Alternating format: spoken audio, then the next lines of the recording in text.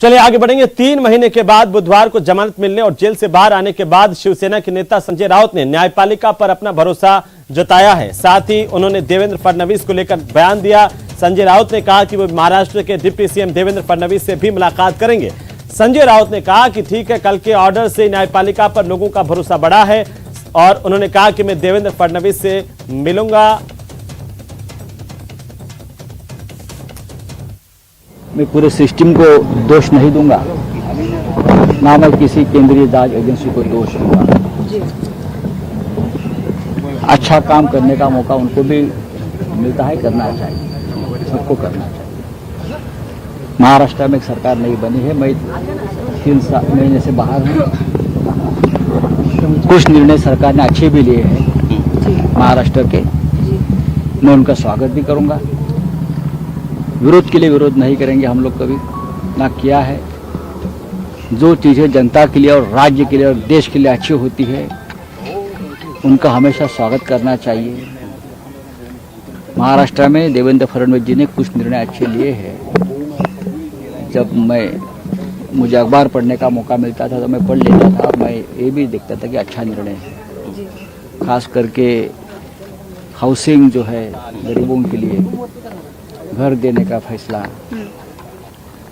म्हाड़ा को अधिकार देने का फैसला, जो हमारे सरकार ने वो अधिकार छीन लिए थे, वो मुझे अच्छा नहीं लगता था। लेकिन म्हाड़ा बोर्ड को एक वापस अधिकार देने का फैसला फडणवीस साहब ने लिया है। एक सप्ताह की बाड़ेबंदी और जीत के दावे धराशायी हो गए और जयपुर के ग्रेटर निगम में फिर से सौम्या राज के मुहर लगी। हाईकोर्ट से राहत के बाद मेयर की चुनाव प्रक्रिया पर रोक लगा दी गई, तो सरकार को माना जा रहा है कि इससे बड़ा झटका लगा है। रिपोर्ट देखिए।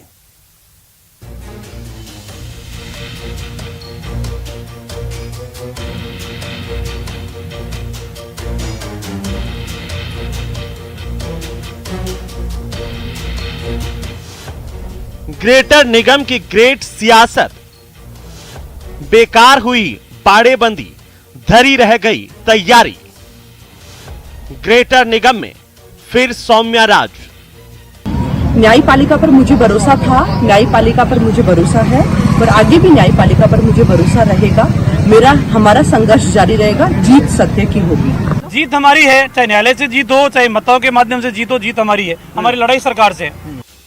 इसे किस्मत का साथ कहें या सरकार की ओर से हड़बड़ी में लिए गए फैसले का असर। जयपुर ग्रेटर को मेयर तो मिला, लेकिन एक बड़े फिल्मी ड्रामे की तरह।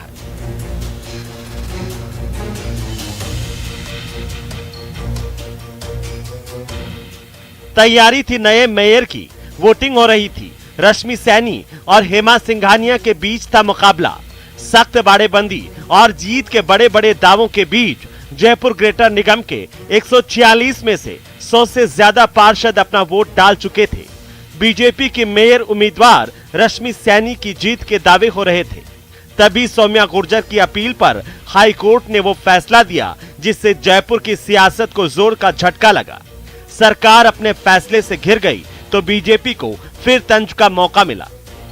जयपुर महापौर के प्रकरण में माननीय उच्च न्यायालय का निर्णय, न्यायालय में देर है पर अंधेर नहीं है, इस तर्ज पर आया है जिस प्रकार चुने हुए प्रतिनिधियों को अपदस्थ करने की कांग्रेस की साजिश रही और कांग्रेस ने जिस प्रकार नौकरशाह का भेजा इस्तेमाल करके बिना आधार के महापौर के उम्मीदवार सौम्या जी को 6 साल के लिए न केवल निलंबित किया बल्कि चुनाव लड़ने के लिए अयोग्य करार दिया, आज वो सारा उल्टा पड़ा है। आज कांग्रेस के चेहरे पर चपत लगी है, लोकतंत्र जीता है, न्यायतंत्र जीता है और ये निर्णय स्वागत योग्य है। मैं स्वागत करता हूँ।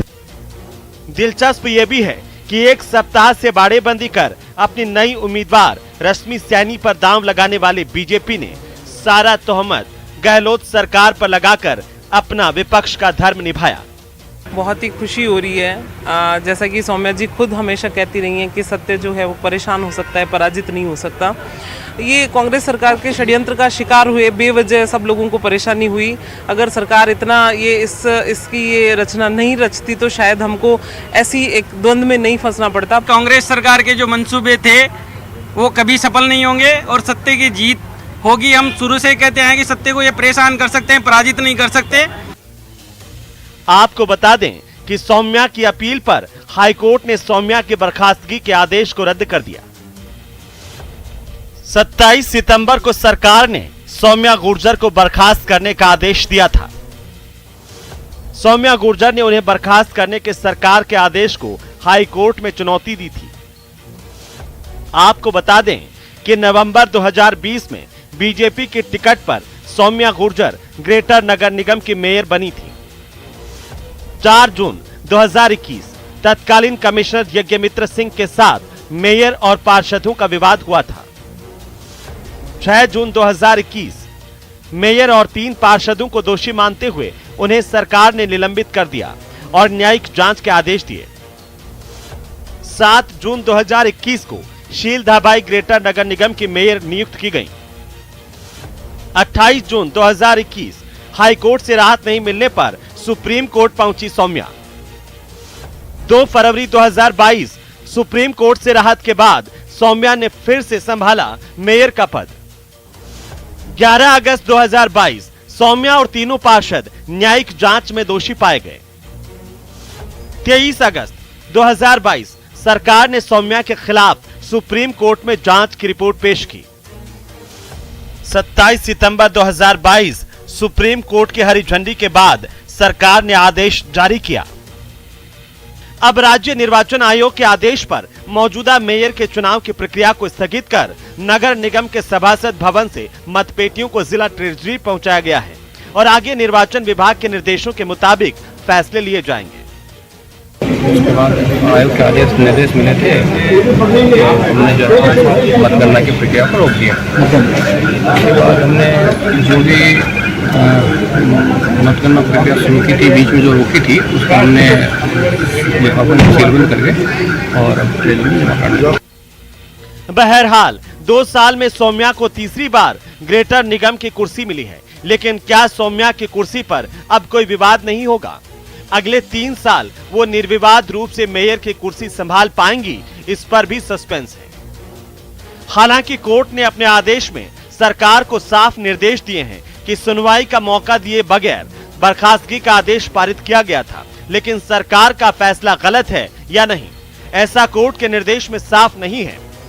फिलहाल बीजेपी की सौम्या फिर से मेयर बनेंगी, लेकिन सवाल 1 हफ्ते तक चली बाड़ेबंदी का है, जिसमें दोनों तरफ से जोर आजमाइश हुई और इसका खामियाजा भुगता जयपुर की जनता ने। शहर कचरे में तब्दील हो गया और गंदगी से जीना दुभर हो गया। Mahesh Dadhich, News 18 Network, Jaipur.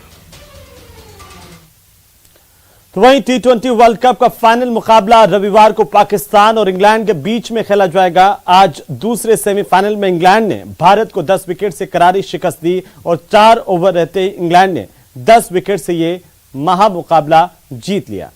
Report देखिए।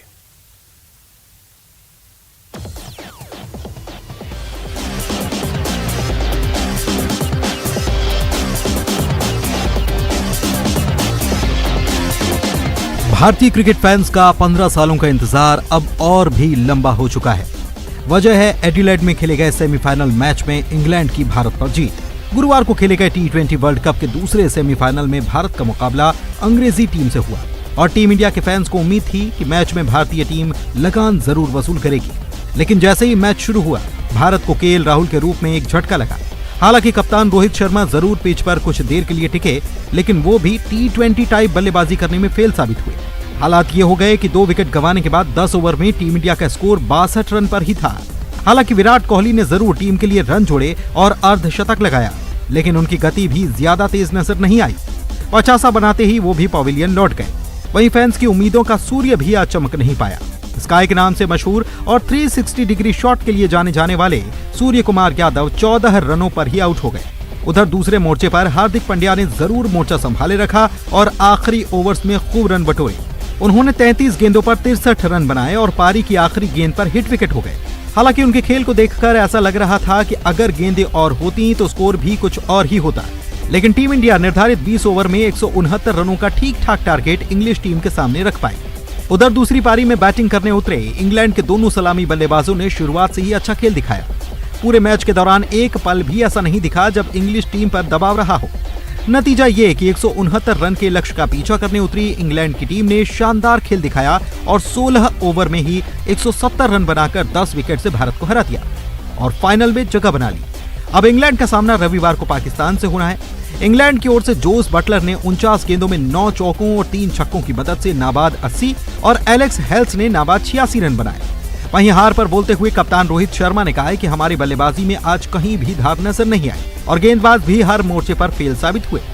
उन्होंने इंग्लिश टीम के दोनों खिलाड़ियों की तारीफ की और कहा कि दोनों ने अपने दमदार खेल से हमारे हाथ एक मौका भी नहीं आने दिया। Bureau report, news 18। तो वहीं कांग्रेस सांसद रंजीत रंजन अपने बस्तर के दौरे से पहले रायपुर में उन्होंने एक बयान दिया जिस पर सियासत गर्मा गई है। रिपोर्ट देखिए।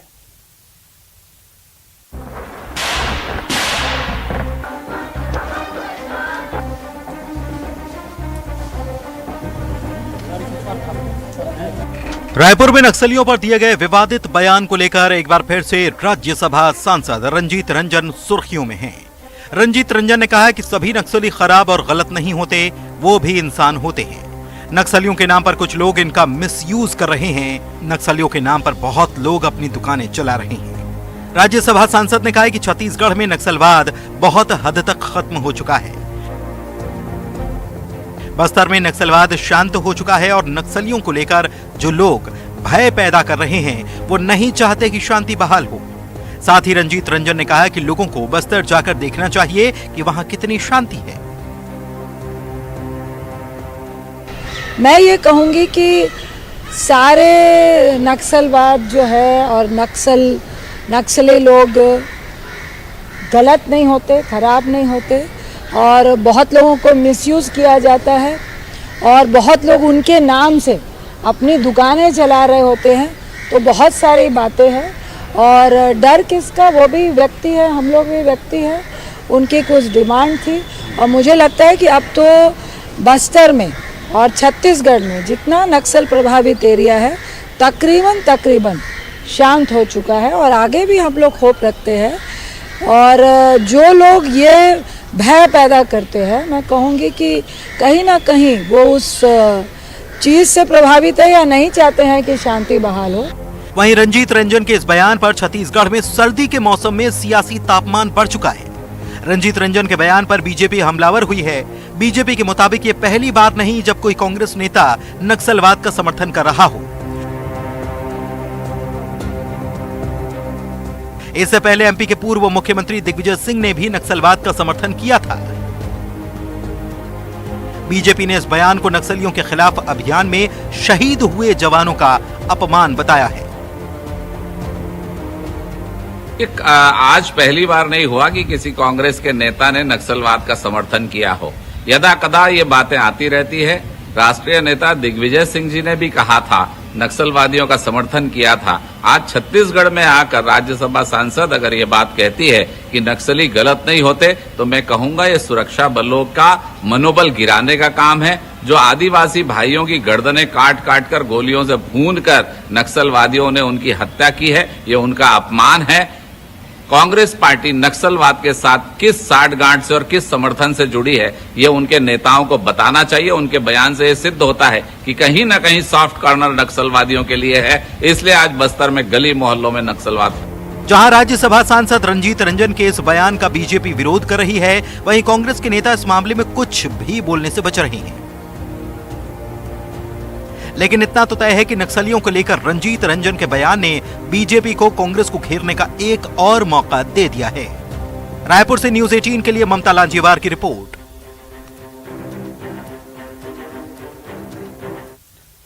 तो वहीं सुप्रीम कोर्ट वाराणसी के ज्ञानवापी मस्जिद परिसर में मिले शिवलिंग के संरक्षण की अर्जी पर शुक्रवार को सुनवाई करेगा। मामले पर विचार के लिए एक पीठ का भी गठन किया जाएगा। सुप्रीम कोर्ट ने इस कथित शिवलिंग की सुरक्षा के मामले को लेकर कल दोपहर 3 बजे सुनवाई तय की है।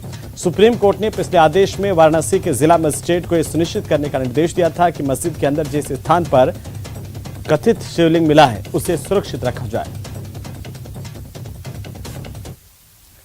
तो वहीं उत्तरी कश्मीर के कुपवाड़ा में पुलिस और सेना को बड़ी सफलता मिली है। यहां पर पुलिस और सेना के 21 और 47 आरआर की टीम ने टेरर फंडिंग और रिक्रूटमेंट मॉड्यूल का भंडाफोड़ किया है। कुपवाड़ा जिले के चीरकोट इलाके के बिलाल अहमद डार से मिली जानकारी पर पुलिस और सेना ने संयुक्त अभियान शुरू किया। इस दौरान पुलिस ने 6 आरोपियों को गिरफ्तार किया। उनके पास से 5 पिस्टल, 10 मैगजीन, 49 पिस्टल, गोला बारूद, 2 ग्रेनेड और अन्य सामान बरामद किया है। तो आतंकी लगातार जम्मू को दहलाने की साजिश रच रहे हैं। जम्मू कश्मीर और सुरक्षा एजेंसियों की मदद से इन इरादों पर पानी फेर दिया गया है और इसी कड़ी में जम्मू कश्मीर पुलिस को एक बड़ी कामयाबी हासिल हुई है जब उन्होंने एक टैंकर के साथ जैश ए मोहम्मद के आतंकियों से भारी मात्रा में विस्फोटक बरामद किए।